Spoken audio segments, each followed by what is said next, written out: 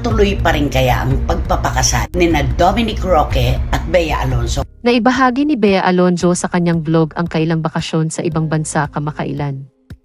Naibahagi ang naturang vlog bago pa man kumalat ang haka-hakang hiwalay na silang dalawa. Nitong mga nakaraang araw nga ay lumabas ang balitang tila hindi na matutuloy ang kanilang kasal. Bukod kasi sa mga madalang na pictures nila, tila nalagyan ng ibang kahulugan ang naging pahayag ni Bea tungkol sa kasal nila. Sinabi nito na wala pa daw silang preparasyon para sa kasal nila. Isa sa natalakay ni na Christy Fermin, Romel Chayka at Wendell Alvarez sa pinakabagong episode ng Showbiz Now na ay ang kontrobersyal na kasalan ni na Bea Alonzo at Dominic Roque. Matatanda ang kamakailan, naging matunog ang umano'y pagkakalabuan ng dalawa dahil na rin sa ilang espekulasyon ng publiko tulad ng hindi pagsusuot ng engagement ring ni Bea at sa umano'y naging sagot nito sa isang interview ng matanong ito tungkol sa kasalan.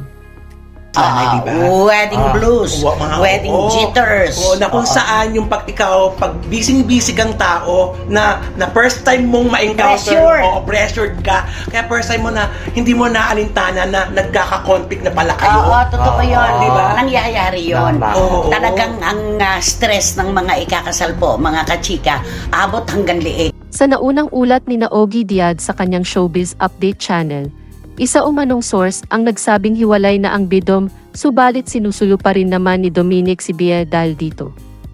Ogie Diaz, in the latest episode of his Showbiz Update vlog, talked about the rumors surrounding celebrity couple Dominic Roque and Bea Alonzo.